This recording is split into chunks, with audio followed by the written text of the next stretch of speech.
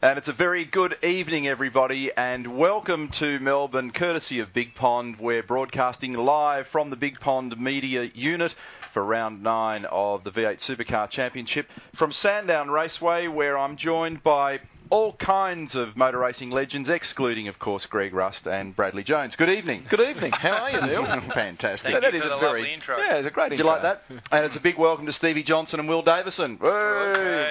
West Point Racing, Dick Johnson Racing. Huge weekend. The motor racing tempo's changed now. We've gone into the endurance racing format. This is the first of the 2 Enduros. 500 kilometres this weekend at Sandown, 1,000 Ks in several weeks' time up at Bathurst for the super cheap Auto 1000.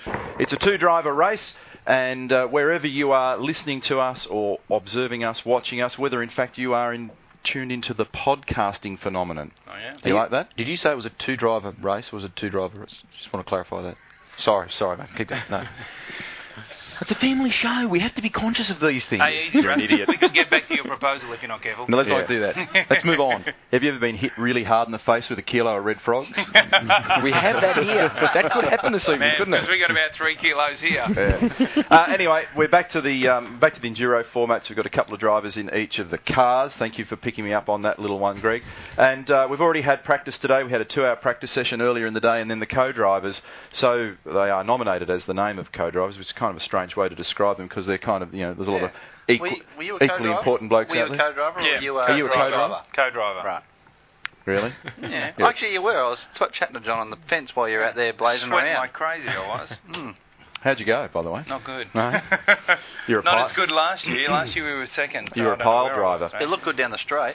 Yeah, I don't even think I got that sorted yet. Anyway, the net outcome of this is that practice one, which kicked off earlier today, the fastest man was Russell Ingle in the Stone Brothers Caltex Ford, a 1:10.8 for Russell.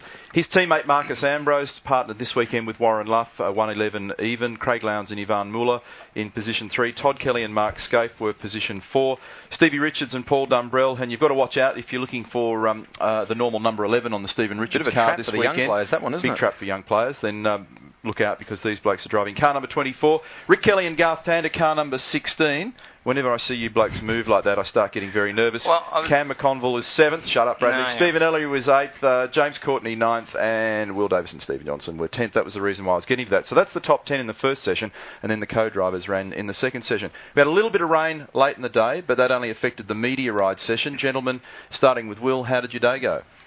Yeah, I think we had a bit of an up and down day, but the end result was, I think, pretty positive. And we tried a whole heap of things with the car, and some good, some not so good. But boys are doing their homework tonight, and pretty confident everything will be good for tomorrow. Do you actually know where you are at the moment? This is Melbourne, it's Sandown's V8 Supercar, because every time I look up, you're driving another car somewhere in the world doing something. Yeah, I was braking a bit too late this morning. I think I was still in A1 GP mode. But you don't need to put your visor down in a V8 Supercar. No, that's right. Got out of that habit early on. But no, it's great to be here. Been home for a week and a half, so brains in gear for the weekend. Excellent. So let's just divert temporarily away from V8 Supercar. Tell us about the A1 Grand Prix experience and what those cars are like and what you'll be doing in the series. Yeah, it's obviously a very exciting concept, which I think when it was launched about a year ago, I don't think anyone was too sure if it was going to evolve, like everyone said, but things are up and running, and to be at Paul Ricard last week was pretty awesome. Like, all the teams are there in full flight, and some pretty quality drivers and teams out there running. So to be there driving for Australia, it's obviously something pretty special, something you don't normally do in motorsport. It's an amazing facility, that joint down at Paul Ricard, isn't it? Yeah, incredible. Bernie owns the place now, and there's not a cigarette butt or an unpainted white line in the whole place. Maybe I should tell him my joint. Right? Yeah, sounds like Brad's workshop, really. Yeah. Hey, I've got a couple of questions that probably show you how much attention I've been paying to A1. Does anyone have a sponsor? Or are they all in the car? The colours of the car, are they all relative to the country they come from? Yeah, I mean... Or do some of them have commercial sponsorship? Yeah, absolutely, yeah. Oh, okay. Obviously, because I've only ever seen the Australian one. So yeah, there's not too much on that at the moment. Which is owned by a South African, mind you. Is it? Yep. Oh. I don't know about that yet. I don't know. Really? Oh, they're obviously you got a bit of a scoop. That's what I heard. No scoop. No scoop.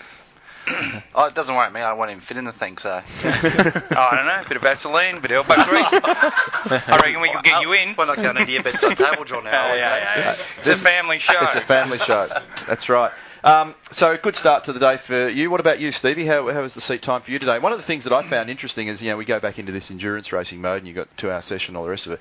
But when you've got a program to get through with your car and you've got to share it with 2 drivers, and then you've got, qualifying and shootout tomorrow. There's no time tomorrow. There's not much time in the car, is there? There's not. Yeah, and especially last year we weren't limited with laps in practice. I could have got in and blazed around for 15, 20 laps, and then Will could have jumped in and done, half, 3/4 of an hour. But it's not the case now. I think out of the 50-odd laps, I think I did probably 30 and you did probably 20, and that was about it, or maybe a little bit less. So it's pretty hard to get, especially when you get a lot of the other drivers out there haven't even driven some of these cars until today, which is a bit scary, really, when you think about it. On that subject, Bradley, brand new car for you this weekend. You and your teammate John Bow debuting a new car for Team BOC.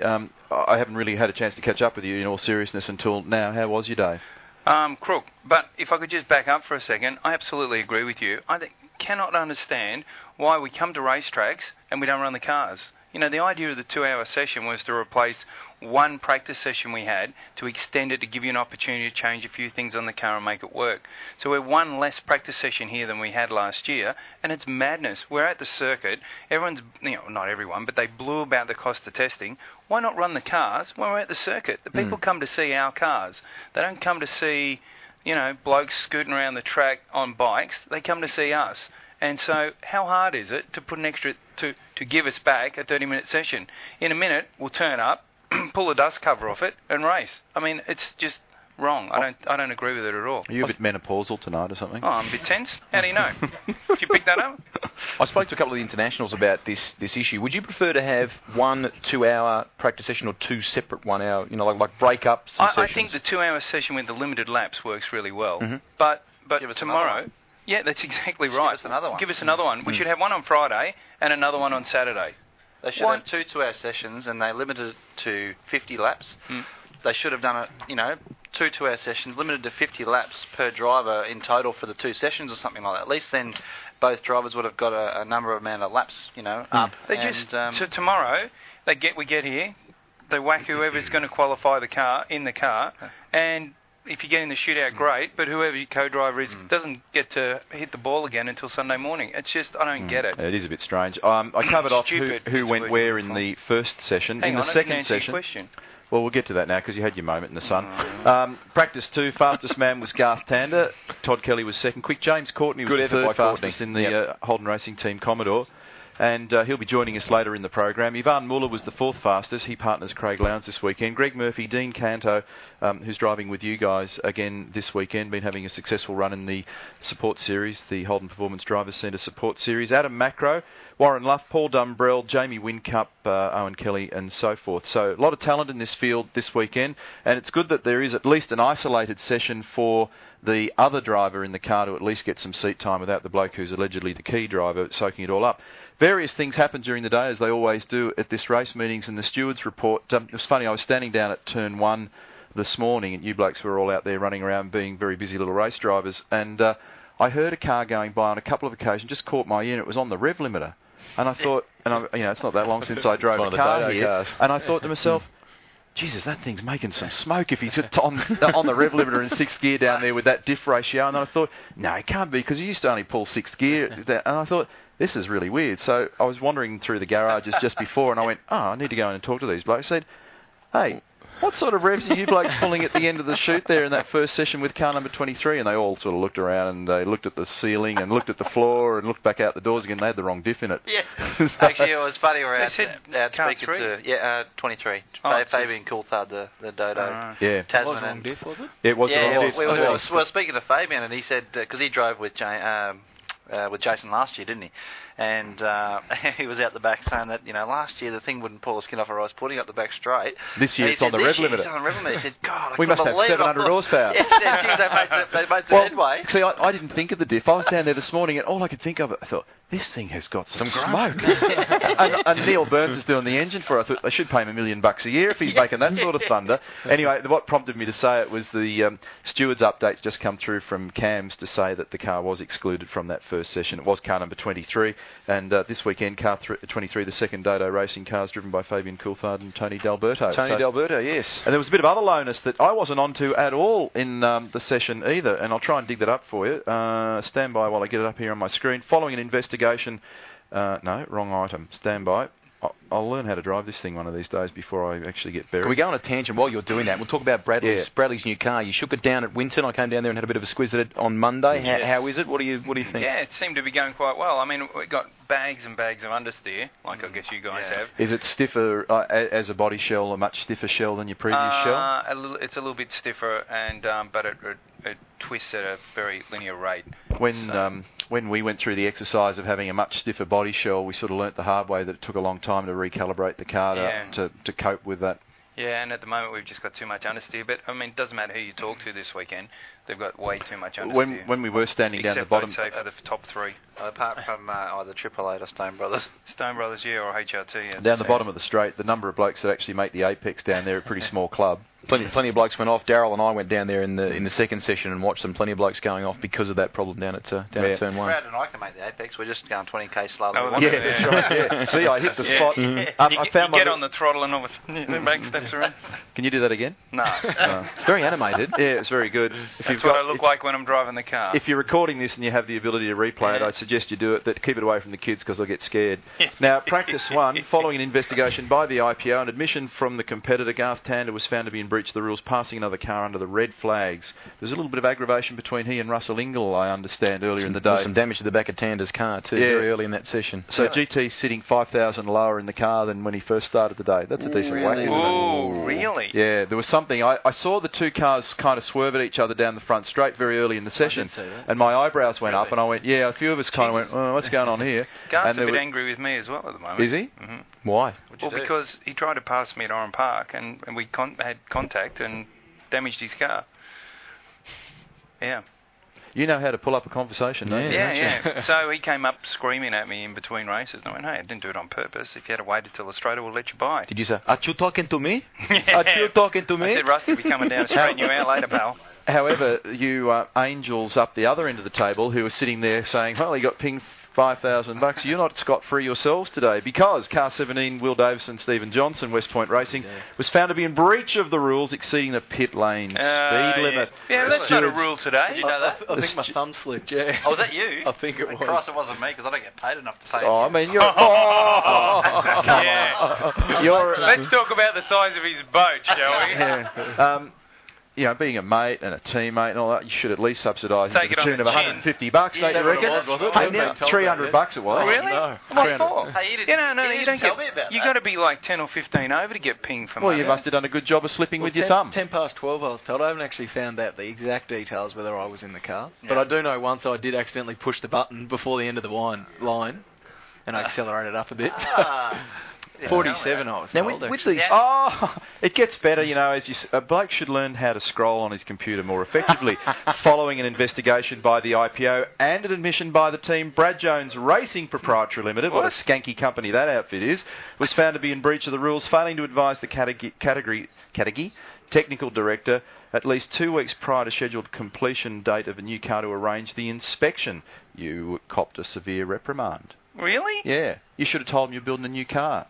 Oh, yeah, well, anyone who reads Auto Action knows we're building a new car. Maybe you should buy him a subscription or something. Unbelievable. Reprimand, they're fair and reasonable people, those. Brad Jones Racing Proprietary Limited. That'd be me. That'd be a fine establishment. Hey. Is that a public or a private? That's a private company, isn't it? It's independently owned. Anybody watching from the Australian Securities Commission? Listen, pal, be careful. You never know where if you've got enough money, you can buy anything. Especially anything I've got. Is that a profitable company? Some days. Look at him. It's funny how he just shrinks the whole sort of... I'm just thinking, Neil, one day you could be looking for a job, pal. You should be nice to me. What do you mean, one day? Big company like that could employ someone like you. I found out a little something about the fines very recently that I didn't know. You blokes doing your normal ducking and diving. With the fines, there's no like 30 days or 60 days, whatever. You've got to pay the fine before the next round. If you don't, your licence is suspended. That's right. Is that right? And then you're not allowed to participate in the next race meeting. So there was actually a lot of blokes pulling out credit cards right, left and centre. Well, I think, wasn't recently there was a bit of a clean-up because they went somewhere and whoever it was wasn't allowed to start until it got sorted out. So, yeah, that's normal. I think that's happened to JB. Yeah, because the lousy teammate won't pay the fines. Yeah, that's the same with that driver stuff too. Drivers pay their own fines. Sorry, I spat over the new computer. Yes, don't do that if you don't mind. Gentlemen, Stone Brothers, Holden Racing Team, 888, top of the pop charts. No surprises there. No.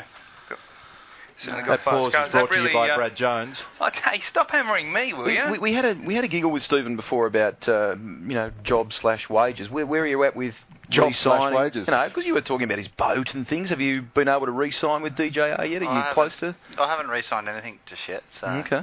Haven't you? No. Who's your manager? Well, you are. Yeah. Don't tell me your old man's your manager, because then it gets really messy. Hey, actually, I can smell a shekel here. Are you looking for a manager? Yeah, it could be. We'll talk That'll be a job for Brad Jones Proprietary Limited. Hey, don't you worry. I can negotiate, pal. Yeah. What else was I going to say? Change to the rules. To you by Neil Crompton. Change to the rules. That was the thought that I had. Change the rules this weekend because the first time we've raced officially with the hands device, the head and neck support device, and you campaigned successfully, Mr. Jones, to have another person available to the teams if they chose to use them to help the drivers get in and out of the car. Do you use the extra guy to help you get in? Is this an extra guy? Am I speaking English? Yes. I'll just check with our massive studio audience. Am I speaking English? Yeah, do we all accept that he probably hears in English? What are you talking about? I wonder why he doesn't answer in English.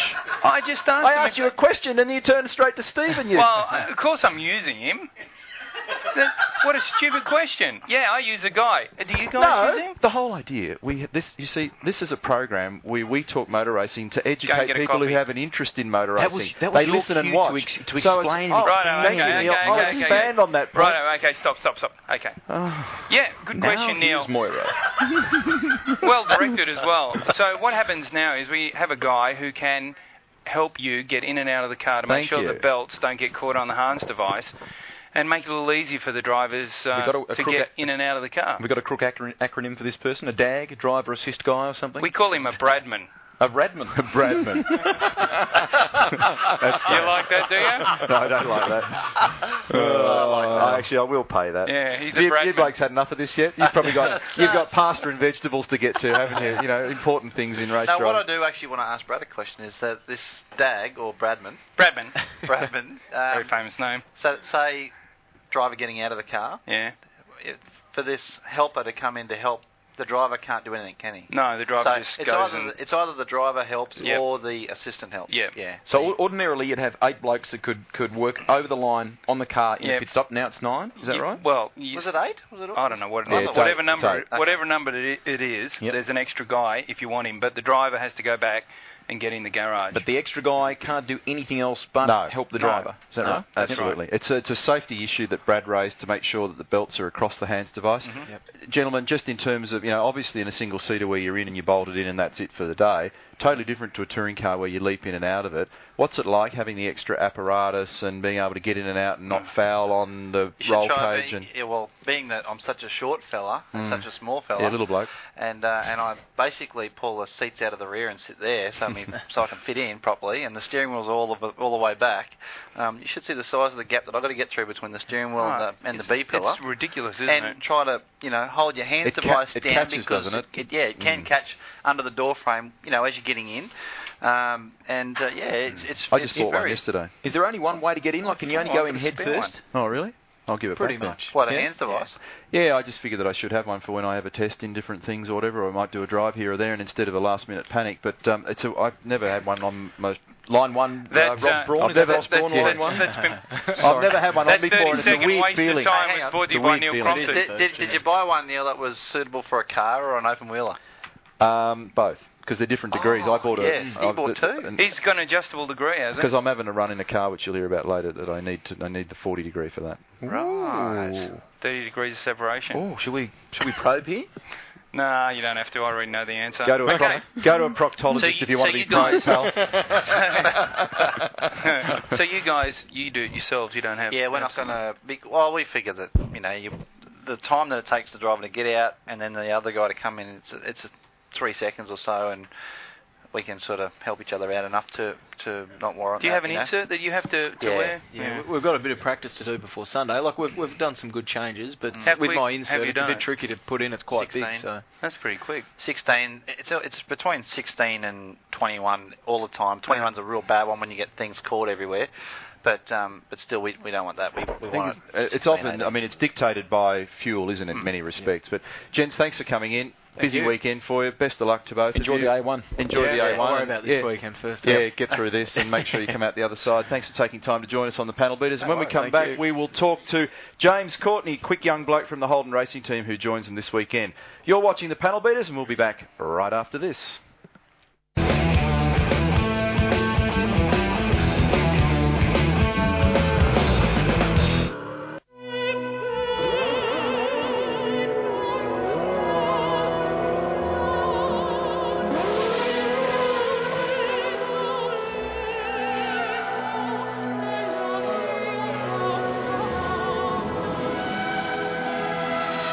The people who make the fuel for Ferrari also make Australia's favourite premium unleaded petrol, Shell Optimax, premium performance and protection. As a business owner, I have to conserve cash flow. I wish there was a way to generate more customers. Something to help me out in the slow times. What I need is a business-to-business support network. What I need is a holiday. What I need is freedom.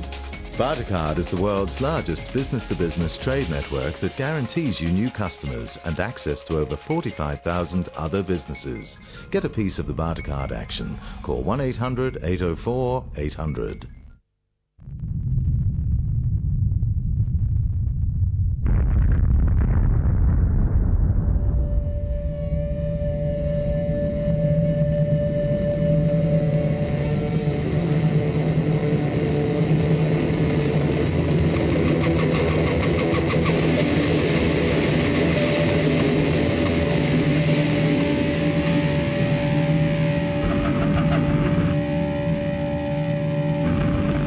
G'day, I'm Rick Kelly. I drive for the HSV dealer team. Nothing is more intense than V8 Supercar racing. We push our cars to the limit and we push the guys preparing our cars to the limit. That's why the guys preparing my car use Sid Chrome tools. Sid Chrome tools have exactly what I'm looking for in my car: performance, reliability, strength, and that vital competitive edge that only comes from innovation and unique design. Head down to Sid Chrome's display and check out their new rotator and micro tough ratchet. Sid Chrome, for tools that rewrite the rules.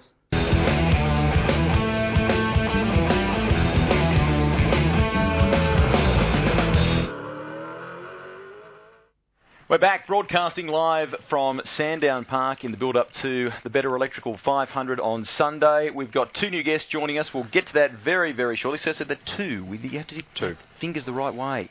Now, we want emails from you folks. Panelbeaters@bigpond.com. Whatever you'd like to talk about. We've got some tickets to give away to Bathurst. And we'll play the Who Am I very shortly as well. So, no, sorry. Incorrect. You can't take part in this. Actually, I was checking the emails. There's one for your mum there. Is there? Yeah. I'll make sure I forward that to. It's from my auntie. Don't look over my shoulder. Hey, I share the computer with you, pal. Okay. Let's welcome. I wouldn't open Jimmy all and Greg's James. emails if I were you. Yeah, no, exactly. John Cleland, welcome. Welcome back. Thank you. It's an honour to be here, chaps. Are you enjoying yourself? Why am I here? Johnny and Jimmy. Because this is the hub of red frogs in the universe, and you love a red frog. This is professional radio in Australia. Oh, really? Do you have anything like So why have they got you three working on it? Hey. No, they're equal opportunity employers, you see. Yeah, right. People exactly like us right. get a Guernsey. That's right. Even idiots are given a chance in this organisation. What is this, Youth Training Week? Yes, it is. Welcome also to James Courtney. Thank you. Holden Racing Team. He's been with us before, and you've come back again, which is remarkable in itself. I was a little nervous coming back. No need to be nervous. Really? It won't hurt a bit. Yeah. How was the day for you? No, it's fantastic. We Did you come have to a group. shave this morning? I didn't actually. Just I was going to lie, but That's that whole rock star thing, isn't it? rock star. Make a note. I will. Yeah. I'm going to make a note. You're his manager, aren't they? Yeah. Clean him up. Yeah, well, straighten up and fly right. But anyway, the day wasn't too bad. Yeah. Look at that, he's taking Everything control. went He well. already thinks he runs the radio show. No, he goes just half knows right. how to deal with us. That's right. Keep going. Just ignore you. That's what I do. Dear Alan, please ensure James shaves at race James meetings has been a in naughty future. boy today. Go ahead, James. Yeah, it went really well. We managed to get a bit of time in the car. Jim did a good job in the first session, and I got a few laps in the end, and it all went really well. We ended up third in my session and in Jim's one all night. So I was having a chat with you at the end of the second session today, and you said something which was quite interesting, given that they're predicting a weather change tomorrow. Have you ever driven one of these things in the wet before? No, never. So if it's going to be raining tomorrow, I think Jim's qualifying for sure. So he's got a lot more experience than what I got. If it's wet, you can get into turn 1 at about the 50-metre mark, flat out in 6th gear. Brake. So the wet tyre's a lot better than the dry. Yeah. It's just like driving a car with ground effects. Yeah, I have no trouble at all. Steve, make a note, if he's going out in the car and it's wet, can you send me down there? Because I want to watch one of the best accidents I've seen in ages. What's nice. If he's out in the wet, I'd like to go down there with you. Remember that you'll race? Be parked beside me, or you'll be watching? You've been coming here for the last 700 years. Were you here in '97 when they'd resurfaced and it was wet and oily down there? Were you here for that one? No, I've only. You were a big VTCC driver in those days. Yeah, that's right. It was a bit of a star overseas in those days. I didn't want to sort of bring myself down to this level. No, you shouldn't. 97. What were you driving then? Cokemobile. All right. It was fearful. What were you driving? Nothing. Oh, you were a super touring man. Super touring man. I was. Or were you the king of Keilor back then? I was always the king of Keilor. Anyway, gentlemen. John, back in a V8 Supercar, 365 days on, and you're not doing a heap of racing these days, are you not? Or am I ill-informed? No, you're well informed. See, that's why they pay me all that dough. I know, that's why you're such a superstar. No, the only racing I did, in fact, I haven't raced at all, but the only testing I did was I drove my son's Mini in Ireland last weekend, did 6 laps. It's a lot like a V8 Supercar. Well, yeah, I mean, it's got about 22 brake horsepower, and I thought the throttle cable had broken when I got in it. So that's the only practice I've had all year. The last time I drove anything, it was upside down at Bathurst. Yeah. Actually, Brad's got an invoice he's been meaning to talk to you about. Off. Yeah, but the odd thing about it is I started a trend. I throw it on its roof, so he thinks, well, that's a good scam. So if every 2 races on, he throws it on its roof. That's right. I was thinking to myself, gee, you got a bit of press out, eh? Yeah, upside down, this space for sale. Andrew probably thought I got a bit extra press because he gave me a hand for the first one, but the second one I did. At least you've got a gas deal now, so you've got enough oxy and acetylene to be able to blow the roof off and go again. Yes, BOC. So if you need any gas, get down there. Yeah, I was just thinking to myself, we ought to be getting a slice of this because there's way too much BOC in this. Yeah, I need a bit of gas. I've got some Red gas. Frogs will do that You're doing to commercials for them now, aren't you? Yes, that's right. Oh, I saw that the other day. Hi, I'm Brad Jones. And if you need this, come on down. Yeah. Yeah, but the funniest thing the other day that we have a barbecue day at the BOC plant. Yeah. I mean, we got a barbecue. The place is covered in gas. And it has. That's exactly right. We're driving over there. He's trying to get the sat nav to work, which we got there just as he I had an activated experience it. with one of those the other day. And then he goes, we're having a barbecue at a BOC gas store. Is it safe? And there's big signs everywhere, no naked flames. Yeah, I thought it was Hiroshima again if it got up. Mind you, the chick that was cooking the barbecue was 2 sausages and that was it, wasn't it? Oh, and we said to JB, listen, you're on $20 if you can get 3 sausages. She wouldn't give I'll tell you what, he had no chance. Really? He'd have had to sleep with her for the rest of the year to get 3 sausages. We won't go there. JB, the man that's been married 4 times. Yeah. What's it like to be back in one of these cars again? Did you enjoy yourself today, just segueing smoothly into a whole new deal? That was beautiful. Nice, Neil. Did you like that? Yeah, that was a neat little body swell. Yeah, that's right, yeah. No, it's really good. I enjoy driving these things. And probably what helps me is the fact that I don't drive a Super Tourer or something like that all year. I come back out here and I'm they're just as bad as you remember from the last time. No, they're worse. At least the last time when I came here, we were a bit further up the grid. Yeah, Bradley's managing to tune it to a slow stand still, which is quite impressive. Yeah, thank you very much. What he's done is he's issued us with binoculars to watch the start of the race from. They actually issue smoke signals down that end of the grid, so when you see the third puff of smoke, you know it's time to go. I'm going to start from the hotel car park. Yeah. Hey, hang on, wait a minute. We're 12th. Where are you? Thruster, would you like to scoot through some email from you can do that. We can do that. Panelbeaters at bigpond.com. We've got some tickets to Bathurst to give away. We'll play the Who Am I very shortly, but we'll go to the email. One here from Ken McKell. Hi guys, why don't all cars get a flying lap of for grid positions in random order for all rounds? Why don't all cars? They tried that at Eastern Creek a couple of years ago. It was a bit tedious. It went on for a while. Yeah. The good news was that in those days, at least your house was going up in value while all that happened. But now, real estate's plummeting now. Yeah. NASCAR, that's what they do. But I think really that sort of qualifying, it's something that you grow up with, and if you're used to it, then it's fine. But when you introduce something like that takes a long time, fire away, Neil. Random unsolicited comment. You know what? I reckon the shootout is great at Bathurst, and everywhere else I'd bin it. Sucks. Me too. It's too much of a good thing. Just what I thought, anyway. Keep it special. Keep it special. It could be another 30-minute practice session. Don't start all that again. So you didn't finish. You didn't finish the rest of Ken's email. Well, only because Bradley dived in and thought that he had the answer. I'm going to have to open this now. Now you've got it open. Why don't all cars get a flying lap for grid positions in random order for all rounds, as was done at Eastern Creek for the final round in the last 2 years? Would you agree? Great for crowds on the Saturday. And should they see? There was another part to the question. Should they bring back reverse grids? Oh, well, I've got to say. Bradley thinks it's all about him. I'm just giving you my opinion. The reverse grid race with the in the development series is the best race, and they all scream about how much damage. I don't think it would work so well in our game because there's a lot of hard heads out there. So close. But it really is the best race in the development series. Wouldn't you say? I would agree with that, but I don't know if I agree with the concept of reverse grid races in our game. A bit of a purist, are we?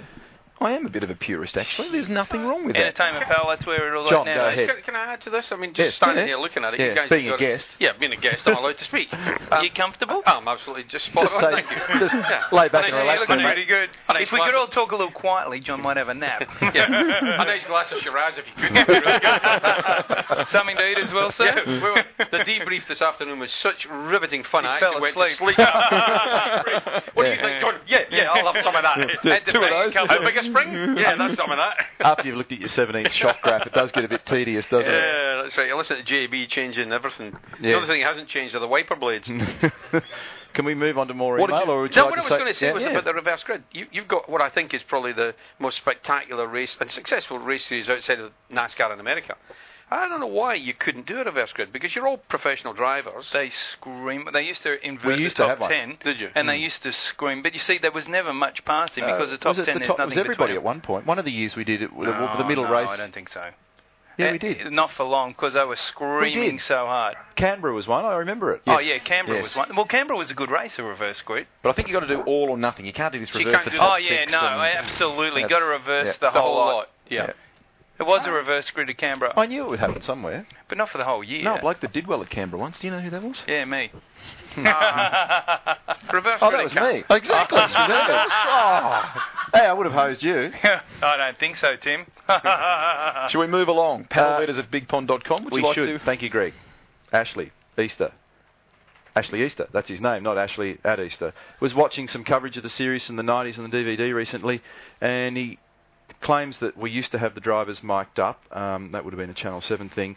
And the best thing was the way in which the cars and the cameras panned around inside the cars, which was fantastic. I think the guys at 10 should have a go at putting in remote control cameras. I know the mounts are probably a lot heavier and the teams wait. Yeah, we already have them. They actually do. We do move them around a little bit. The units are a lot smaller than they used to be. But we've got a lot of cameras in a lot of cars. In fact, we've got the telecast producer not far from where we're sitting at the moment. He can explain it all, but here we go. Brad wants to say something. He's won 2 Logies. We have in fact won 2 Logies. Well, 3, but he's won 2. Yeah, that's right. So no, the cameras do pan. They do move. They are smaller. The drivers don't talk now unless it's in a safety car period. It's just too difficult to There's talk. There's a bit of protocol with that too. We've got to check that it's okay with the team and all that. Yeah, well, when the television blokes are talking, it blocks off the communication to the race car, so that's obviously not good. And is it a little bit harder to talk and drive now than it was in those days? I think it's more competitive. Well, but if you want to have a chat away in the middle of the race, I'm happy to ring you up if you like. No, I could probably say 1 or 2 things. I've had Crompton on doing that to me at the Thunderdome, and I'm driving around trying to do a qualifying lap, and next thing his voice comes over, "Don't brake yet! You're not in deep enough! Don't brake! Get on the throttle!" And then I'm trying to drive it off the corner, harder, push it down harder! Get off the radio. Okay, let's try it for another lap, stupid! Somebody unplug the radio and get him off. Okay, turn down the inside. Absolutely true. I was bored. He was bored, yeah. He was filling in my Don't day. swear on our program. You'll never come back again. There's one here from Justin, I think from Holsworthy. Hi, I was wondering if SBR has brought out a new car for Marcus yet this year, and if not, this is the longest and most successful driver chassis combo in V8 history. He thinks, particularly if he takes the title again this year. I think they are building a new car, but they haven't rolled it out yet. I think they've got 4 cars, haven't they? I thought there was a new car under construction, a new car one under construction. I don't think they rush at bringing them out, and there's no need. No I mean, need the thing to. is It's working going so well. fast. Exactly. They replace everything on them very regularly, and they strip them down, twist the chassis at the end of the year, and as long as they're within a certain criteria, I don't think they bother about it. James, you'd have to be pretty happy with yourself. For a large chunk of that co-driver only session today, it was your name at the top of the pop charts, first time in a V8, but we should point out you're leading the Japanese GT Championship, Japanese Formula 3 champion, runner-up in British Formula 3. Jeez, he's pumping me up. British, there's a reason, I'm in for a quid. Huge shunt testing that Jaguar. Yeah, huge shunt testing the Formula 1 car, but point being, you've got a lot of experience, and so... if not for that, probably would have won the Formula 3 championship over there. True enough. The point is that James got a lot of experience, but this is a very different type of race car, but you still must be pleased to be up the top of the... Yeah, very. To be honest, I was a little bit surprised when I sort of said, so whereabouts are we? Are we in the pointy? And they said, you're quickest. So that sort of took me back a bit, and then I went out and tried a little bit harder and went a bit slower. So I saw you did manage to bring back a yard of gravel at one point. What happened there? Yeah, the 88 car, I'm not sure if Ellery was driving or the other chap, but went off in the first corner, and then... then when we got to the end of the straight, he broke quite hard, and all the stuff come out, and I was already on the edge, and then went through it and had a bit of a wide run and went through the gravel and pulled it back in the pits, and guys dragged the stuff out. But good job, James, because as drivers, we never go back and say it was us, do we? No. I'd be very disappointed if you did. Actually, speaking of Macro, I think he's doing a really good job in that car. There's nothing between him and Ellery in terms of speed. No, they're going okay. How are you getting on with your engineer, Matty Crawford? Yeah, really well. We're working. He's a loser. Get rid of him. Yeah, he's just had a baby. He's not focused anymore. Mine's not going on the game. I hope he's watching. We won't tell anybody. No, we've been working well together. He's pretty serious, isn't he? He's really good, he's very quite serious. Methodical. So it's good. He has to be. He's new. He's young. We're tired old hacks. So we can say, we've already been sacked 18 times. Yeah. So we've got a shopping centre appearance, boys. That's when you two go, very busy. I got a headache. Give James a call. Yeah, James Courtney. Enthusiastic, young. Perfect. Yeah, get out there and sign away, baby. Press the flesh. It's to the hard yards. John, have you caught up with any of the BTCC lately? Have you been to any of those races to have a bit of a look? I watched them all. It's like I watch all your races as well. I was in the vain hope that I'd see you at the start, up at the end, you know. John turns down our commentary and listens to the international stuff. Oh, okay. Yeah, that's the one thing that makes it all worthwhile. Listen to your sweet dulcet tones now. Thanks, John. I always said you're a good bloke. But yeah, the BTCC is... I didn't ever punt you off, did I? No, good. I was actually... Not recently, anyway. I'll pay that. Go ahead, call it. Go ahead, call it. Careful when you leave. For a change, I'm being serious. No, the BTCC has sort of gone from... now that Alan Gow's sort of engineered it down into 11 or 12 cars. Yeah, he's done a great job. It's going really well. It's a big hello to all our viewers in England. Especially watching. Yeah, you would be talking about James Manager. Yeah. I phoned him up frequently. I phoned him up the other day and I said, I watched a race from Ireland. Was he out of bed? Yeah, well... Is it 10 or 11 he gets up? I left it till after midday. So I phoned him up and I said, hey, that race I watched from Ireland, everybody hit everybody else. It was like that movie, Days of Thunder, where somebody said to Tom Cruise, hit the pace car because it's the only car you haven't hit. Well, it was a race like that, and I said, they're a bunch of cowboys. You have to get them in a corner and beat them up. Tell them how it's got to be. They're supposed to race and not hit each other. That's exactly right. Is Jeff still a driving standard officer? No, sadly that's the problem. They don't have a driving standards officer any longer. Can't afford it? No, I think it's Harry Potter or somebody. He's nearly old enough to drive. Gets here like Chibi flies his broom. This doesn't happen in Japan, does it? No. Is there a program? I do, but I can't understand what they're saying. They're just bowing at me. They could be saying anything. Is there a program like this in Japanese GT? No, they don't cater for the fans too much. How are you going with all that at the moment? No, it's going really well. We're 5 points in the leader championship and 3 rounds to go. As you know, with our championship, we have weight penalties. If you finish first, you get 50 kilos, second 30, third the lead 20. trophy. Yeah. So we've had quite a bit of weight on our car because we've been doing very well. So the race on the weekend, we decided that we'll try and come 7th to get rid of some of the weight. See, that's crazy, isn't it? Yeah, motor racing where you do that is crazy. So yeah, we debate here, you know, as everybody does in every series around the world, how to keep it exciting and interesting and encourage passing. But when you hear that, you put weight on the car and the bloke deliberately tries to finish 7th. How dumb's that? Sorry, James. Because you then go to the next circuit that suits the car when it's lighter, then it makes a lot of sense. How much weight do they put in when you get a win? 50 kilos. And how much do they pull out if you come 7th? If you come 6th, you get 10 out. If you come 7th, you get 20 out. If you come 8th, you just keep it. That is madness. And does it continue? Does it just keep on going until you get beaten, or is there a limit of 100 kilos? Yeah, it's 110 kilos limit, but yeah, it's heavy duty, isn't it? Yeah. So now we're in a really good position. 3 rounds to go. The next race is at Fuji, Toyota's track, so naturally they want us to win. James, do you have an iPod? I do. Do you ever use it? Do you download panel beaters and listen back to these exciting episodes? No, but I listen on the internet. Wrong answer. Very good. Good boy. You'll go a long way in this business. Good answer. If you cruise up to the host like that, good boy. Because, you know, you can podcast this program now. How cool is that? Very cool. We had some emails from different people. Paul Ryan, who used to be involved I saw him in Montreal last week. I just thought I'd drop that because it sounded pretty... Neil travels Montreal a lot. last week.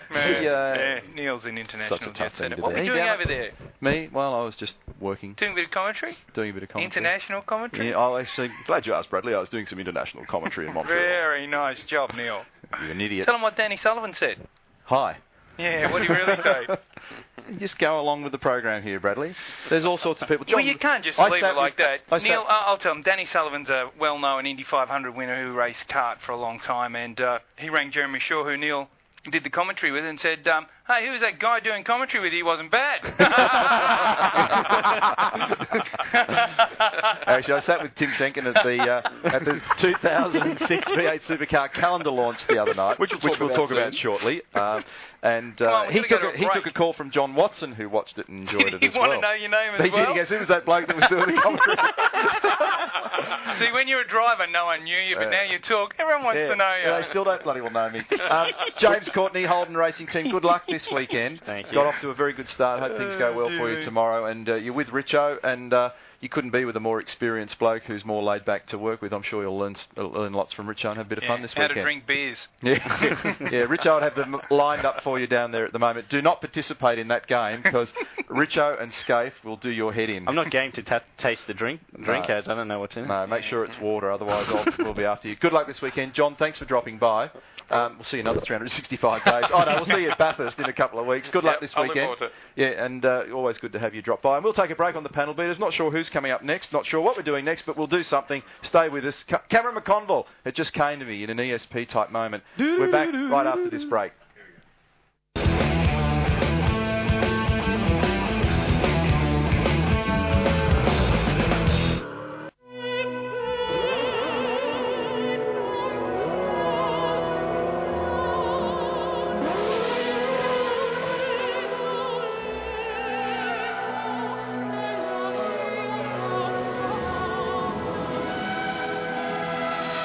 The people who make the fuel for Ferrari also make Australia's favourite premium unleaded petrol, Shell Optimax, premium performance and protection.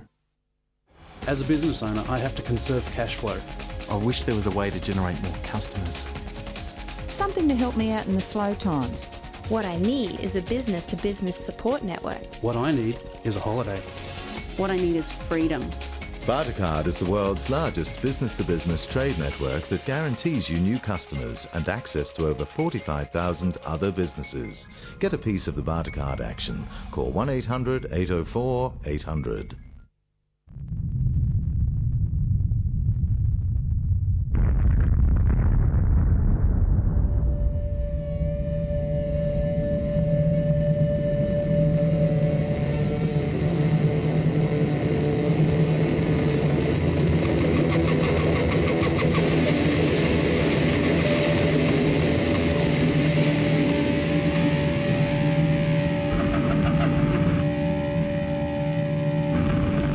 G'day, I'm Rick Kelly. I drive for the HSV dealer team. Nothing is more intense than V8 Supercar racing. We push our cars to the limit and we push the guys preparing our cars to the limit. That's why the guys preparing my car use Sid Chrome tools. Sid Chrome tools have exactly what I'm looking for in my car: performance, reliability, strength, and that vital competitive edge that only comes from innovation and unique design. Head down to Sid Chrome's display and check out their new rotator and micro-tough ratchet. Sid Chrome, for tools that rewrite the rules.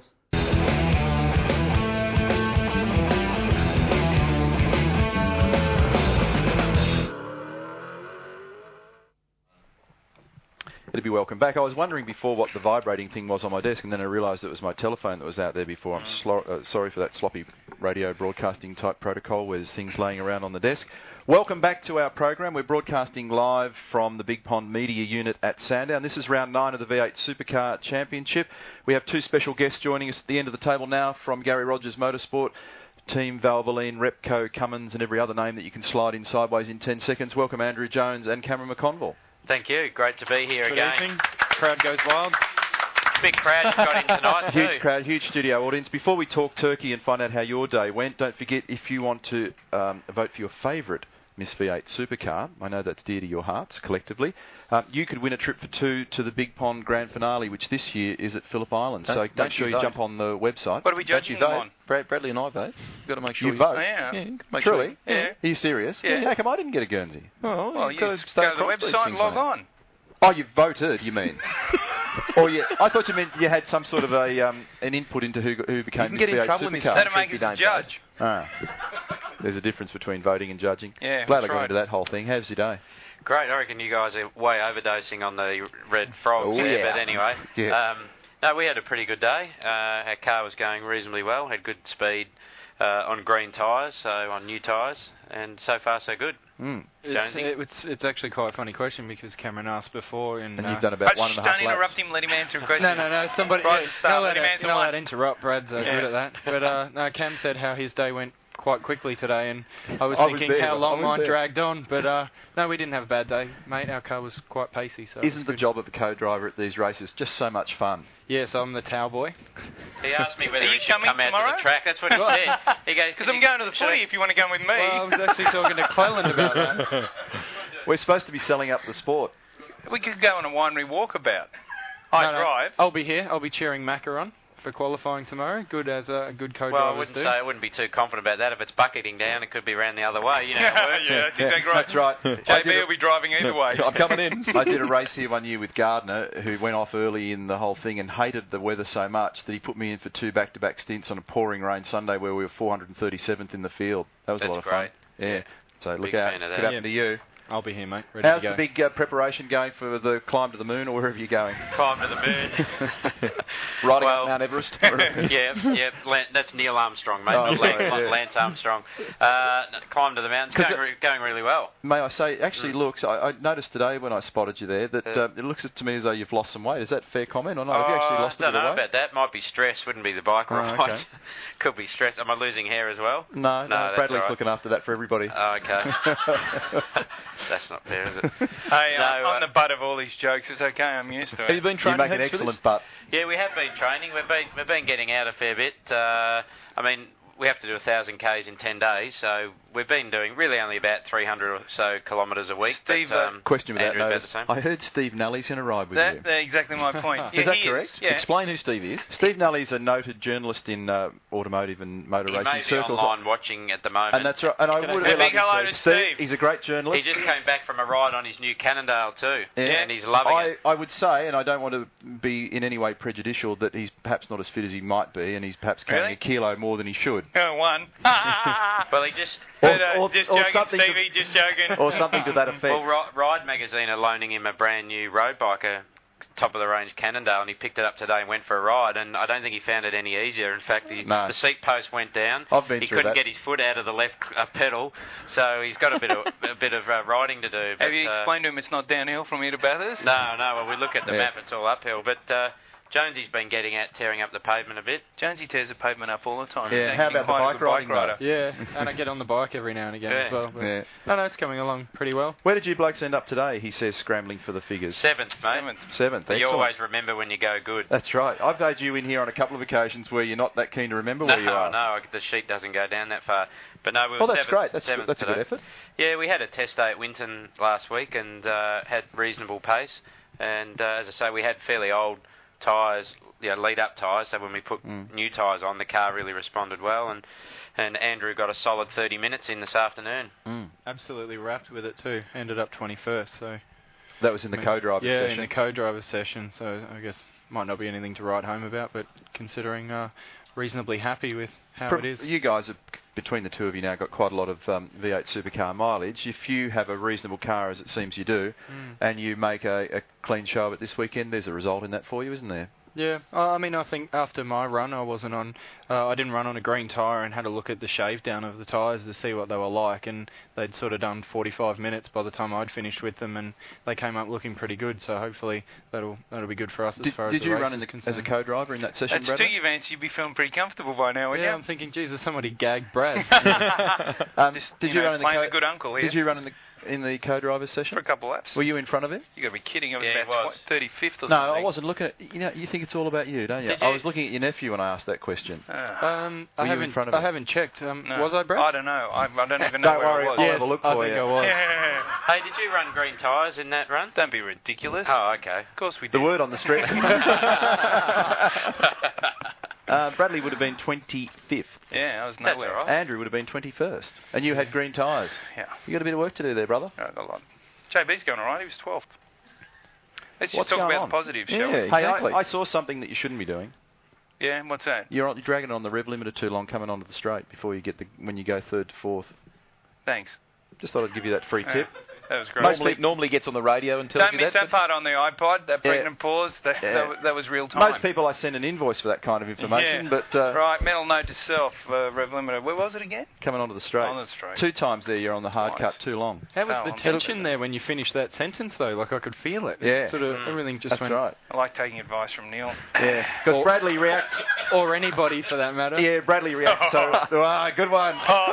Bradley he won't answer one more question tonight. Something we should talk about. Bradley reacts so well to criticism. Rusty and I are on the bike ride.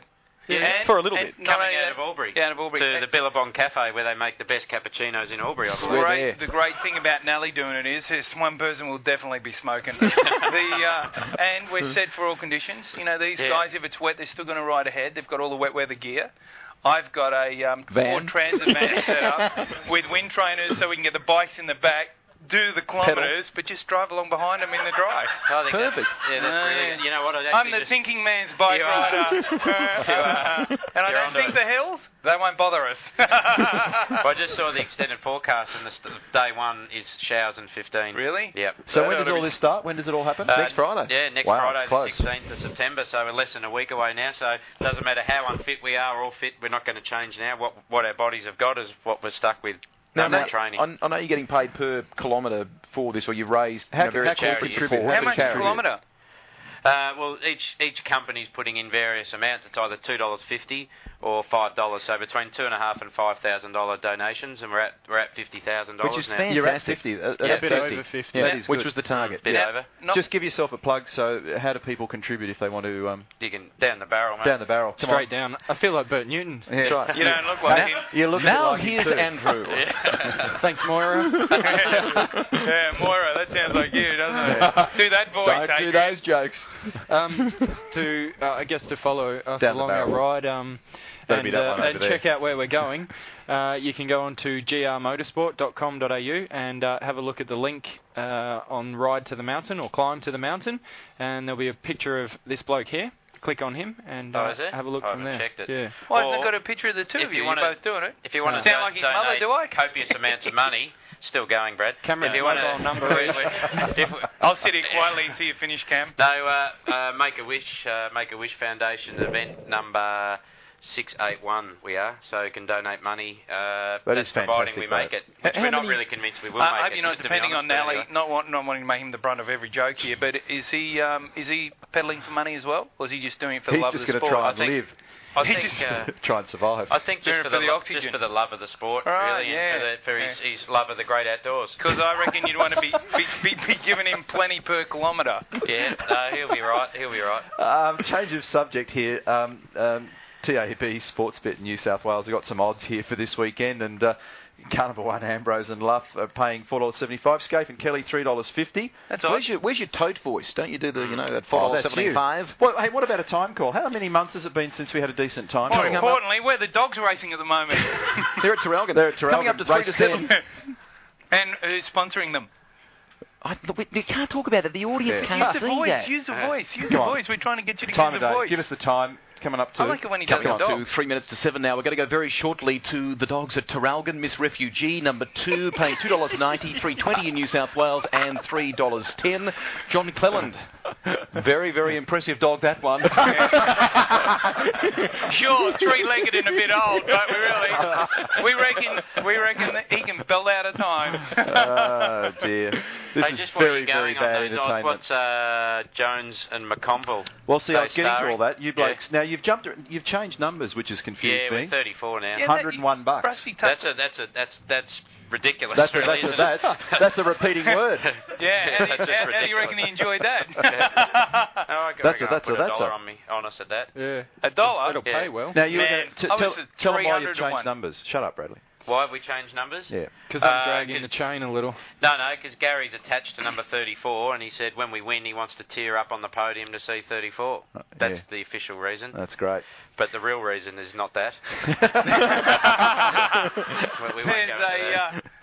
There's a few people doing this. There's a few people switching numbers. Number notably 24? The number panic, 24. the panic is IndyCar, basically, isn't it? In a lot of ways. Yeah, it is. Yep. So basically, The field cuts off at 32, top 32 point scorers. And at the moment, as we said, I'm 28, so we You're go on the bubble. Yeah, I'm basically on the bubble, I think, with Winterbottom and maybe Dumbrell and a couple of other guys that have changed their numbers, so we're hoping to have a good weekend this weekend and pop me up a few. Were you nervous when you popped the big question recently? Did you pop the big question? Oh, yeah, let's talk about that. Congratulations. Yeah, a couple of weeks ago. Thank you very much. Yes, Michelle is an absolute legend for putting up with me for this Really? amount of You're time. gonna get married? Yeah, mate, in January. Holy hell. Straight into it. Short engagement. We've been... You're looking for an MC. You busy that weekend? Yeah, I am. Yes. How much does it pay? And Brad's trying to get out of the gig. That's right. Would the Jones couple now please join the happy couple on the dance floor? Okay, now, here's a question Rusty wanted to ask you. Did you, get down on one knee? Did you... Like Greg did? Like Greg did? I did you ring Did for you any wear advice? a suit? Did you talk to Thruster for advice? Did you take it to a You could have restaurant? loaned him your knee pads. I did get down on one knee. You're kidding? Yeah, no. Well, What done. happened to the Well done. age-old Jones tradition did. of good news, you're in? Can't believe he's breaking the style. You can, Good news, baby. You were selected. the style and the class skips a generation, and luckily I got it. Yeah, been working on that one for a while. No, I got down on one knee. Yeah, went down to the beach down at St Kilda and well done. dodged the people shooting See, up. it's coming back. Yeah. Faked an injury, went down on one leg. I went, hey, Tiger, I got some good news for you. Oh, dear. Now, should we do some emails? Yeah, we should. We should do some Louds emails. and Muller, $8, by the way. That's not a bad Well, what bet. other odds? Let's finish that first. Louds and Muller, $8. Breed and Cleland, $21. It's all right. Really? And we're 100. That's amazing. No offence. That's got him I'm going. out of here now. Yeah. He's had another little athletic dummy spit there. Richo and Courtney, $51. There's a few blokes here that you get some dollars back on. Breed and Cleland. Seaton and $21. Seaton and Really? Canto, Yeah. $81. You missed the one in front of that, I reckon. No, that's what it says here. Really? Computer does not lie. Nah, well. John's been putting a heap of money on it via Ladbrokes in London, you see, so it's brought the odds down. There you go. Ingle and Yulden, $9. They went very well today. They did. Yeah. Jones and Bound. Cameron's absolutely, he's got the eyes on down there. Look at him. This is not right. Makes you a bit crazy when that happens, doesn't it? Who comes up with these figures, honestly? Exactly. It's probably those media tossers. Yeah. You know, who knows? Where were we going? They're Email. inaccurate. Let's go to email. Now, panel beaters at bigpond.com. Be a part of the program. Play the Who Am I first. You can't answer this, okay? Yeah, We're going to give away some tickets to Bathurst, okay? We've got a billion emails. I got here. it straight away We'll get last to that. time, remember? Now, don't guess it. It's for our I was going to guess. Customers, our listeners, our viewers. That's right. They've got to Some email of which in are podcasting. the first person to That was correctly no guess. identify the subject of our Who Am I Right. will Greg win Ross. some tickets to Bathurst, and we'll get in touch with you about that very shortly. Here's the first clue. I'm the son of a two-time Australian speed car champion. He's a two-timer. Speed car champion. Son of a two-time Australian speed car champion. Would you like one more clue? I'll give you one more. My dad Gavin Harvey. was also a successful boxer in his day. There you have it. Oh, I know. I know who it is. Because I did don't some give it driver away. training with him once, years ago. Panel Brad beaters Jones. at bigpond.com. Tell us if you know who that person is. Yeah, First I'm sure there's correct probably email about three through. people that might know the answer. I'm going to have to go to the Red Frog. Now, we've got one here from Andrew. 101. Hello, panel beaters, and good luck this weekend. Brad, the endurance races mark the end of Konica Cars racing in the main game. It's a great disappointment as the Konica Cars always produced extra action, quite evident at Bathurst in 1999. Does the panel support allowing Konica Cars, or development series cars, as they've... they got some miles out of that as a sponsor, didn't they? It just stuck. To participate in the main game races throughout the season, and what's the panel's view on having more cars on the starting grid? What do you think? No. No? You want to think about that for a sec, Cam? Or Okay. Possibly not. You can... He's up on the long-winded answers, pal. I just think that they get the championship now to get their name out there. Channel 10 does a great job with trackside and everything. And do you work on that? Do you do a bit of work on trackside? Only from time to time with the man here. But I think from the category's grown now where, the traffic factor, the track density, I just don't think it's safe to have some older cars, and these guys now are getting good co-drives in the main game. That's right, that's exactly right. The good guys are getting the good drives. So you're the defending champion, Andrew. What do you think? He's all loved up. He doesn't think anymore. Yeah. No, with his brain anyway. You are on fire tonight. What's going on? This is the root of the problem, isn't it? That's right. Frogs. Red frogs. Alan's have got a lot to answer for. Go ahead, Andrew. It's all yours, baby. Down the barrel.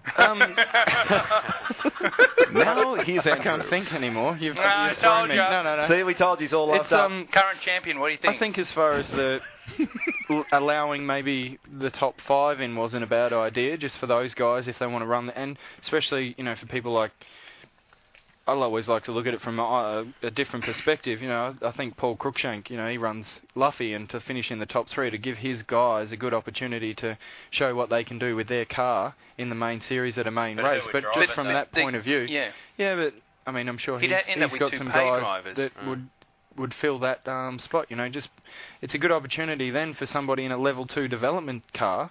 I mean, some stage you got to feed people up through and see what people can do, because there's a lot of guys in the level 2 development series cars now that probably would like that opportunity to drive Crooker's car and see what they can do at Bathurst. But I mean, where does it stop? Ordinarily too, at this time of year, the championship is actually wrapped up, isn't it? Whereas now we've got a situation where we've got 2 more rounds to go. Bathurst is one of them. It's actually a point-scoring round for the development series this year, and then the final at Phillip Island. Yeah, and I guess the good guys wouldn't want to not do the race for the points and be in the main game. So, I guess it's one of those things, really. Neil, would you like to, have you got an email that you'd like to discuss? I have, Greg. Thank you for that handoff. That was very professional. Glenn from Bathurst sends us an email, says, how many more years will Scopey run before he pulls the pin? I don't know that he's actually worrying about that, or he's loosely talked about... You'd be kidding, he wouldn't care. I mean, he would. He's not thinking about it. I mean, he said anywhere between now and the next 5 years, but...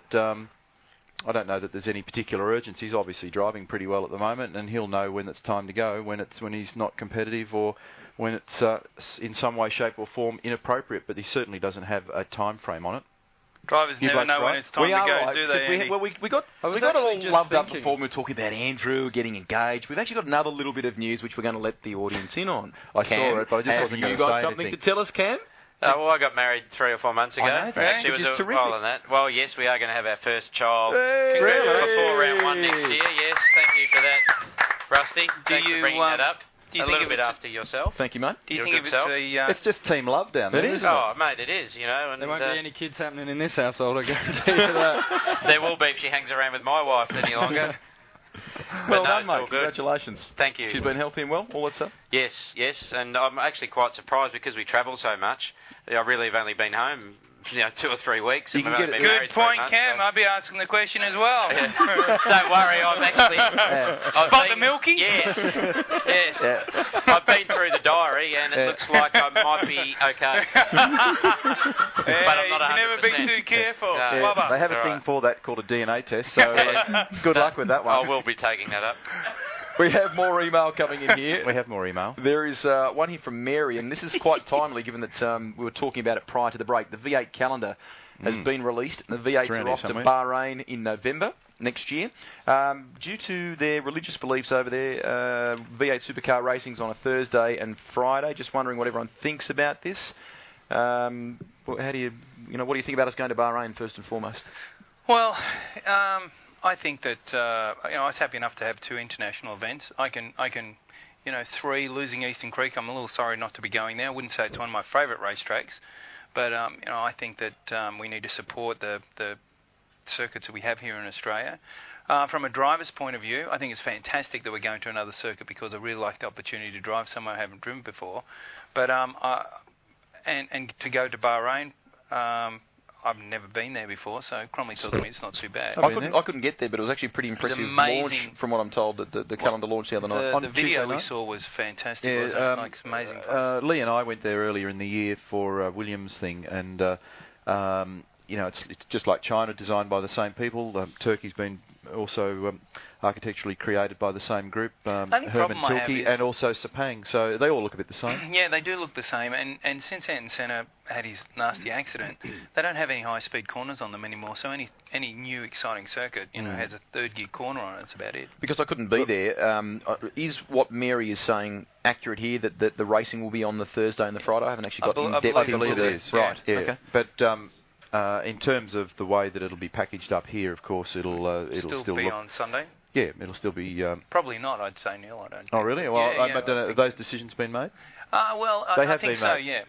Let's just rewind and start that whole segment again. Ask the question again. So, Friday and Saturday night. That's the word, apparently, from our producer Steve Wood. So, Neil, will it be on Thursdays and Fridays? I've done a bit of research into this, Greg, and I understand that it could be on Friday and Saturday night. Fantastic. I hope it's not on too late, though. Probably on at about 10:30. About 10:30. I'd say It's just coming to you. Yeah, it's come to me. You're such a visionary, Brad. Oh, yeah. You got that right, baby. We've got another question here from Brett. My question is probably best answered by the wonderful Brad Jones as a Ford team owner. Do you think that a BA Falcon can win at Bathurst this year if the leading VZ Commodores don't fall over? That's a pretty tough question to answer. You actually do believe there is a bit of a deficiency with the BA, don't you? Yeah, I do. And it's not a lot. It's not enough to trigger the parity debate and adjustment, but I think that Bathurst is a fast-flowing circuit. Yeah, I think the BA's got a more than fair than reasonable chance up there. We've got a little bit more email on this whole subject of Bahrain, which I knew we would have when I went to the launch on Tuesday night, which was a wonderful function down at the Crown Casino in Melbourne. But why go overseas to race V8s? Australians buy Falcons and Commodores. We go to the races to watch our team. Don't kill the goose that laid the golden egg. Keep it in Australia. That's from Eric Keefe. There's a few people who certainly share that view. Well, yeah, I think on the upside, it's a great opportunity for our fans, like we had in China, where all those people came over. It was amazing. Every second person was an Australian or a New Zealander. But it is a point, though, isn't it? They can go and travel with us and go to a few races, but I don't think I'd like to be doing any more overseas. We don't want to become cart. I think it needs to be it for a while, really. Yeah. 3's I think plenty, it is. and you've got over there, you've got Asia, you've got across to New Zealand. I think logistically it's going to get harder for the guys. You're going to get to the point where with the turnaround time too, you're going to need spare cars. It'll become like NASCAR. You'll end up with 4 cars for a 2-car team to keep cycling them through. Well, it's crazy. At the end of the year, the races are every 2 weeks, aren't they? Yeah, if you that's ride right. a car off, you're certainly going to be in Absolutely. So yeah, probably. I'd like to see something happen in Townsville or another couple of Australian street races before we look at another overseas one. And I think from what I gather, the thrust of that is that will be the case. That we'll be running in North Queensland at some point, and there won't be any more additions in the international calendar for some time. I wonder if that'll kill Queensland Raceway. No, I don't believe so. I just worry. I reckon they're 2 different markets. Tony Cochran mentioned the other night that was it, wasn't it? Yeah, that was a question he put by one of the journos. He needs to have a break and just leave it at that. He did. One other quick... He looked good in that smock, didn't he? Did you find out whether he had underwear on, Cromley? That was a very good question. It was actually. very well Particularly delivered. the way you said, there's a lot of things going through my mind at the moment. Protocol are you wearing any dictates. underwear? That was great. Yeah. Priceless. One more quick email. Russell from Adelaide. Who pays the fuel bill for the V8 Supercars? He figures that on current estimates that 34 cars running would be about 20 odd grand's worth of fuel. The teams pay it individually. Yeah, and it's more expensive than you buy at a pump. So that answers that question. Gents, I know you're busy, big weekend for you. Thanks very much for dropping by and having a bit of fun with us tonight. Andrew Jones and Cameron McConville, good luck on the weekend. Looks like you've got a half-decent car, and if you want to keep track of these blokes, they're obviously getting ready for their big gig for the ride to the mountain next week. If you go onto the Gary Rogers Motorsport website, then you can have a look at what that's all about, and if you feel inclined, then feel free to make a donation or nudge somebody who can. So... what towns are you going to run through? Because you're not going straight down the freeway, are you? You're going to go... No, we thought we'd make it longer and zigzag up the... Just make it going to Canberra because there's not many hills there. No, it's pretty flat around that area, particularly from Canberra up to Bathurst. So are you going to go the back way out of Melbourne? Is that the plan? And then over to to Shepparton? That's right. We're going up through Seymour, up to Seymour on day one, through King Lake, Whittlesea, and then to Yea, and then left up to Seymour from there. So we're not going on the Hume Highway at all. I could have sworn I was heading towards a break then. You were. And I know. so I'm just Do you know what this waffling means, Neil? Yeah, I know. Stretch. I know. That means keep talking. Shut up. Pay no attention to him. He's not professional. Okay, do you want me to go through the day notes? Yeah. How long we got? Day 2. No, and then from we go Seymour, Shepparton, Shepparton, Wang, Wang, Albury, Albury, Wagga, Wagga, Harden, Murrumburra, Murrumburra, Kick a can along. Canberra, Canberra, Burrawa, Burrawa, Cowra, Cowra, Bathurst. And Bathurst, so for all of you at those wonderful places, did you get that? All those? I've written all that down. And Bathurst finishes with the lap of the mountain, doesn't it? That's Lap right. of the circuit, which Hopefully. is terrific. How do you reckon we're going to go getting up there? We're going to do a time trial. Actually, might go and watch Nelly cut a lap. You'll get a wonderful reception from the Cowra Women's Auxiliary, no doubt, as you blast through town. No, there's a flower show on that weekend, so everything's booked out. Excellent. Actually, there was a couple of guys at Oran Park that came out from Blaney, and they said they'd be on the street cheering us. So yeah, that's g'day to those guys. A good point about the See if we can get Rob Jones to bring the when you flag arrive out. in Bathurst, you have actually invited people at that stage of the ride to come and join you, haven't you, and do a lap of the mountain. So. Right into town with us from the particularly Bathurst Cycling Club. Bathurst City Council are organising a big barbecue and things when we arrive, and then we'll ride the lap and finish off in pit lane. Hand over a big check at the top of the podium. How many wishes will that pay for? 50 grand. Crompton looks like he's ready to wrap it up. No. We're in stretch mode, so it's hard to stretch say. away, baby. Look, there's I can someone see stretch that marks wants from to. There's a young boy from Adelaide who's going to come to Bathurst for the weekend, and that's one of his wishes is to be there. But look, you'd have to say that it'd probably grant, I would have thought, somewhere between 15 and 20 wishes, depending on what they are. Some kids want to go to Disneyland, some want to go to the car races. It is some fantastic. like to spend a day with a footballer, and 50,000. Hopefully it'll be up around the 55 or so by the time we get there. Football? I hope you're not spending motorsport money on football. Not at all, but you know what I'm going to do this year? We're spending it on together kids. with my good buddy Gregory and other members of the Network 10 Motorsport team. You're going to do the final lap of Bathurst with them. I'll bring the oxygen for you. Yeah, you and Nelly. I'm going to. Hang on, he's onto something good here. I'm onto something good here, and I do ride my mountain bike, so shut up. Yeah, I remember.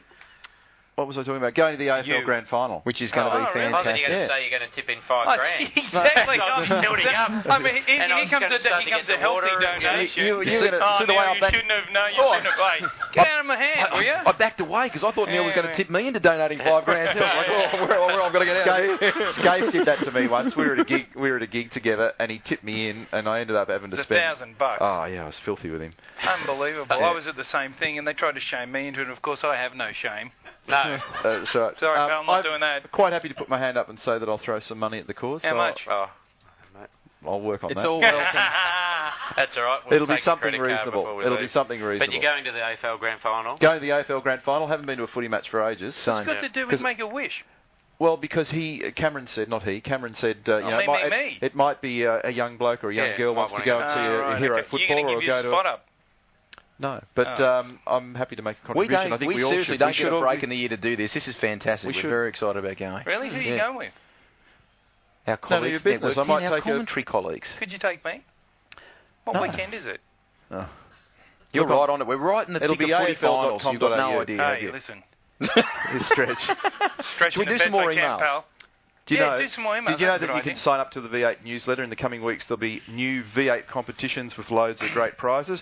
You'll find all the details in the newsletter. You can sign up. Just go to v8supercar.com and have a look at the link. In fact, it's a good opportunity to plug everything that Big Pond have got going because the site continues to develop frequently. A lot of people I know are out there in the chat room at the moment, no doubt sort of laughing at us and slagging us from afar for the lunacy that goes on during this Panel Beaters program.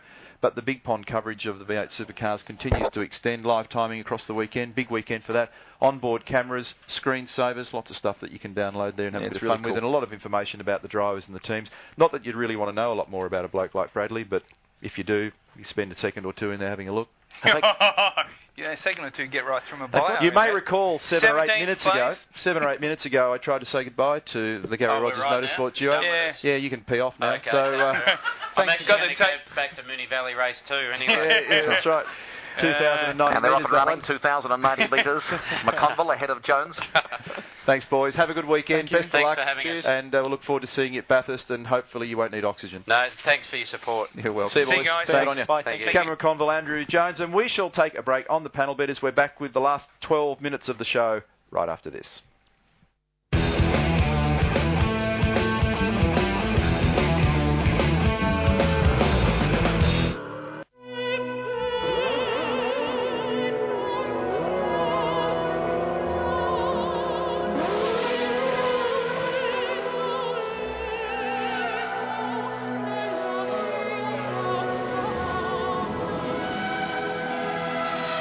The people who make the fuel for Ferrari also make Australia's favourite premium unleaded petrol, Shell Optimax, premium performance and protection. As a business owner, I have to conserve cash flow. I wish there was a way to generate more customers. Something to help me out in the slow times. What I need is a business-to-business support network. What I need is a holiday. What I need is freedom. Bartercard is the world's largest business-to-business trade network that guarantees you new customers and access to over 45,000 other businesses. Get a piece of the Bartercard action. Call 1-800-804-800.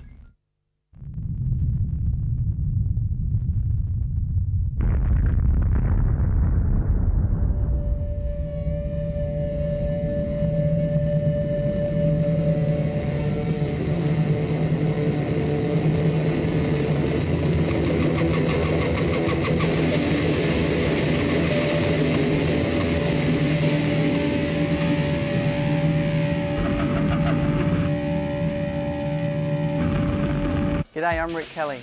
I drive for the HSV dealer team. Nothing is more intense than V8 Supercar racing. We push our cars to the limit, and we push the guys preparing our cars to the limit. That's why the guys preparing my car use Sid Chrome tools. Sid Chrome tools have exactly what I'm looking for in my car: performance, reliability, strength, and that vital competitive edge that only comes from innovation and unique design. Head down to Sid Chrome's display and check out their new rotator and micro-tough ratchet. Sid Chrome, for tools that rewrite the rules.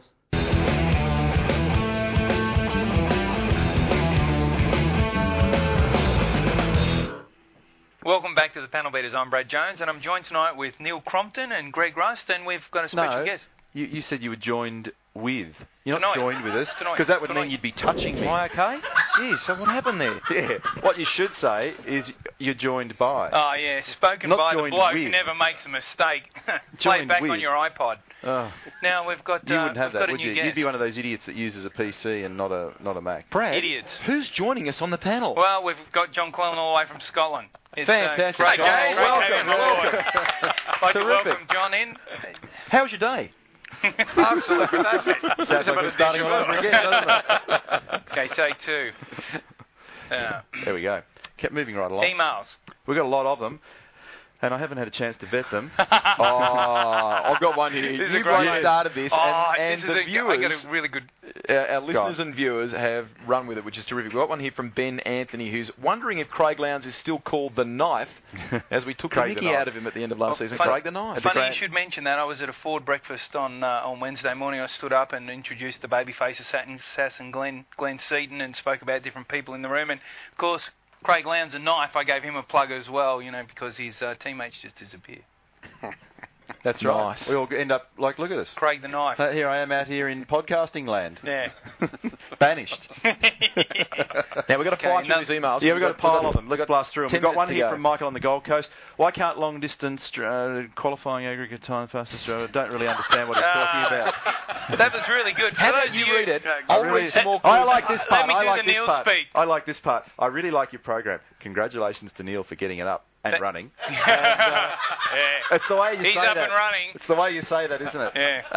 And, and thanks for Just moving podcasting. over closer to you here, Brad. Yeah, I don't understand the first part of the question. He wants to add together the co-driver and the driver's time, okay. and then Like how you work out who is where on the grid. Now, panelleaders at bigpond.com. Would that work? Well, you could do it. Be quick. Yeah, you could do Time it. is a Guinness. You could do it. Do it. Yeah, you could do it. Mm, You could do it. Do it. That'd be tricky. Yeah, go ahead. Next one. We're playing the Who Am I, so I'm going to read out the rest of the come on. clues so someone can hopefully answer this in the final. That's right, because the best questions are rewarded. We are. And we're going to Bathurst. How Come about on, that? we are. Emily's back in the studio in Sydney. She's mapping all this with great care, and the smart questions are rewarded. So this is not in vain. You're not just sending email into cyberspace for no good reason. And aside of Sandown, where we're broadcasting live from tonight, big show for the panel beaters at Mount Panorama, possibly going on 2BS. It's going to be around the mountain. That's definitely happening. It's on the big screen. On the big screen. Going to Mount Panorama, you'll be able to see us. The big screens, because we're very well connected to the bloke that controls all that, and done us a personal favour. And we'll probably be on radio station 2BS, and we'll be all over Australia, indeed the world. I used to read the news on radio 2BS. On the World Wide Web. You what? I read the news. Hey. I used to, seriously, when I get out of radio. Do it. What would you say at the start of the Because I worked on 2GB in Sydney, so it was Good Morning and simulcast. Here we go. It's 7 o'clock. Good morning. I'm Greg Rust. Prime Minister John Howard says da-da-da-da-da, and so the stories went. He says da-da-da-da-da. Well, you know, I'm telling you. I'm giving you an example. Sounds like Neil reading an email. I didn't understand it. But you wouldn't have done that, because at Bathurst you would have gone and used this afternoon from Farmer Brown's paddock. We've got three sheep up I in the didn't right work hand. it was simulcast. Like, so it came from Sydney. Because one of the things I enjoy about great provincial news. radio and television is that you get those offbeat stories where you talk about lost animals and things. Got to tell you in the break, Neil said, Brown right, no messing around. We've got some emails. We've got to get through them, and he pointed at me. Now, we'll finish the Who Am I things while you get John? the... We have. Welcome back to the program, John Cleland. Fantastic. And his whole family will be able to watch him. You can watch this. You've got a new tax haven in Dubai, I understand. And not only that, they gave him one of those... You know, we should talk about... I hope the taxman's not watching this. We should talk about the fact that like the second generation Clellans are in motorsport as well. The boys, really? Absolutely, yeah. Tell us about that. I've got an 18-year-old son that races minis in a mini-series in the UK. Thanks, John. Okay, now, we get back to emails. And I've got a 21-year-old running a Group N Subaru in the Scottish Rally Championship. Unfortunately, it just cost me a body shell because he did that to it. Oh, really? Hey, they're my notes! They're my notes! You don't do that? Yeah, that's right. Jesus, someone get this man under control. He'll be off. Here's the clues for the Who Am I. Go. Tickets to Bathurst. So that's the Bathurst prize. is going to be big for us. First clue was, I'm the son of a two-time Australian speed car champion. Yeah. Here's the second clue. We haven't revealed this one. one. It's better to say twice, because when you say that, I think he's a cheat. Okay. Come on. My first love was a different form of horsepower. I used to race trotters. Okay, horse racing. Okay, yeah, I know who it is. Better known for my speed car and sprint car driving success. It's that convoluted that nobody will ever get it right. I also ran in the Konica series last year in a V8 Supercar. As a 17-year-old, I placed second in my first Gemini race at Lakeside. You know who it is. My dad was also a successful boxer in his day. Last year, in fact, I he nearly raced dropped Kevin for Bartlett Paul at Bathurst Cook years ago. Racing. Who am I? Tickets to Bathurst. Emily will look after the first correct answer, and we'll reveal it right at the end of the show. Let's keep going. Email. How many people get tickets? I think we've got 5 tickets. Okay. Standard procedure. Just read right the near memo. the end of the show. You should attend a production meeting or 10. Emily's going to give away some passes to the Do best you think emails the Enduros of the Who Am I? should still have point-scoring positions? I don't mind it for Sandown, but Bathurst should be a non-championship event. No, I don't agree with Bathurst that should anymore. be about the best of the best and not points. That's from nobody, Anonymous. That's from Anonymous. and I mean absolutely no one, goes up there and goes, I'm going to go easy today because I need a big points haul and I'm not going to try and win the race. Just not like that. There's a good one here from a young bloke. Seriously great to have some young fans of V8 Supercar with us on the program and part of the series. James from Wyong, he's 12 and wondering how different a car would perform or handle if suddenly it started raining at Sandown halfway through the race. Well, they get pretty evil, don't they, boys? Slippery. You're a wet weather specialist, aren't you? Coming from that low joint you live in. Yeah, it rains a lot in Scotland, so I'm pretty good in the wet. Yeah. No wonder they're so lousy and tough. Have you ever been over there when it's wet? God, it's dreadful. No, I can't stand it. It's too cold. Too wet. Hey, listen, guys, I've got news for you. Don't come back. And I went to my get the car. ancestral origins are same, Scotland. same. Yeah. You got to be got to be kidding. supportive. Everybody wants to be Scottish. Yeah, that's right. Everybody wants to be Scottish. It's just one of those things you claim at the right time, don't you? Sounded remarkably like Austin Powers then. Okay, here's one from Dean. Hi guys, just wondering, did Craig Kelly take a job at HRT, and if so, what is his role? He's the general manager. Should explain who Craig Kelly is. Craig Kelly is a former Collingwood football star of note down here in Victoria. He also part owns and runs a company called Elite Sports Properties, sports management company. Done very well. Was the owner of the Panel Beaters radio show last year. Still sort of kind of in there. And he also works on the HRT squadron. Another email. Oh, that's a bit nasty. There's one from Ben. Ben, go for it. Do you think that the car number should correspond with the position they finish in the championship the year before so newcomers can see who's good and who's terrible? Yeah, like Brad Jones. I am number 21, I didn't say that pal. because I was protecting you from that nasty comment. Go easy, Ben. No, I don't agree with Bradley that. will tear up and fall under the desk. Yeah. I don't know. I've often thought about it. And it doesn't make any difference when I watch MotoGP. I'd probably rather see the numbers correspond with the championship. Gives you a bit. I think it gives people who are not necessarily kind of ardent followers and know who all the favourite numbers are a bit of a seeding indication. But Valentino is 46. Has always been 46. Well, I was just saying a minute ago how I think you just should pick the number you like. And hang on to it. We have one here. It's a matter of principles. Yeah, that's right. I'll just go with the They flow. used to do it in the BTCC, didn't they? Yeah, they did. Top 10 or something. Yeah, they did. Top 10, you could do that. You got your choice. After top 10, you could pick whatever number you wanted. We've only got 2 minutes left, boys. This is a good question. I'm always bemused about the fact that lap drivers have to move over. In most other sports, no matter how far behind you are, you must keep on trying within the rules. It's a bit different in motorsport, though, isn't it? Yeah, because it can be a bit hard to pass, and it affects the other competitors. It's a pretty tough one. It's an interesting point. That's actually there's nobody who's attributed themselves to that email, but it is a bit different to some other sports. I mean, you can, for example, if you were leading the championship, you could foil out there this weekend and be a nuisance. There sort of needs to be a protecting rule in the series to make sure that there's no skullduggery there. It's actually a very good question that Greg's got up. Yeah, we've actually got a lot of really good questions One tonight. here from Mary in Albury. Where's that place again? It's beautiful place, Mary. It's a cold little place. Yeah. V8s have an air duct in the roof, and it looks like there'll be some wet racing this weekend. What's going to happen to the air duct in the event of rain? Well, you're going to have to find a way of blocking it up, because otherwise it'll fill the car full of water, and if it does that, it'll steam the inside of it up. Greg Rust. You're Greg Rust. Ferrous oxide. Mm-hmm. Is that your middle name? That's the term for it. All right. Rust. There you have it. Here's one from Cuthbert, and this is aimed at you, Bradley. Can you pinpoint the difference in BJR's performance between last year and this year? The team seems stronger, but is the difference luck or something else? Like, for example, you have absolutely no ability. No, I just added that. Who's your new hot shoe engineer that gets talked about, but I've heard nothing in the press about him? He's talking about Doon. He's got a very unique haircut. Yeah. You also have somebody else on board this weekend too, don't you? Yeah, John Russell's hanging around with us this weekend. Cuthbert Von Teague. Look, it's just tough out there, and I'm not happy with the way that we've been going so far this season. We've had some. Neither are we. We've had some bad luck, but you know we're not fast enough with the cars, and I think we just don't have a good enough handle on it at the moment. 1 minute to go. Phew, that's tight. Real quick one. Miles Saunders will a quick one. Who gets number one if Marcus wins the championship and goes give overseas? number one to the championship contender. Maybe we should give it the top 10. Don't know. I don't think if Marcus wins the championship, nobody else will get it. I assume. I don't think anyone else will want it. No, look, I don't know about that. Less than a minute now. Anybody else want to have? I just wanted to reveal the winner of the Who Am I? Not the winner in terms of who's got the tickets, but the answer. I can give the answer. Should I give the answer now? Or should I? Can we go a little bit longer, seeing we start a little bit later? Might as well. We've got a few more emails. Go on, real quick, because there's a pile of emails. I want to get through. Well, if I go, you've got an email. No, we'll do it. Todd Wanless was the answer to the Who Am I. Really? Todd Wanless. Wow, and he won a speed We'll car take the championship. first correct We'll email. use Emily will look after our vast tickets. big pond resources. We're our producers on the line at the moment to the federal government to see whether the communications minister can allow us to go an extra couple of minutes. Yeah, hello, Steve. It's John here. Yeah, I've got your call. Hi. Yes. What do you want? Extend the show?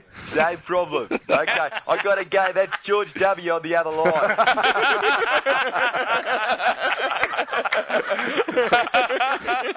We get them all on the panel beaters.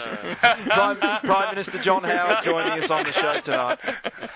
Sean Weil with the prediction of wet weather for the next couple of days. Does the team go 50-50 with the setup, or do they go with a full dry and then change it later? It'll depend on the day. I don't.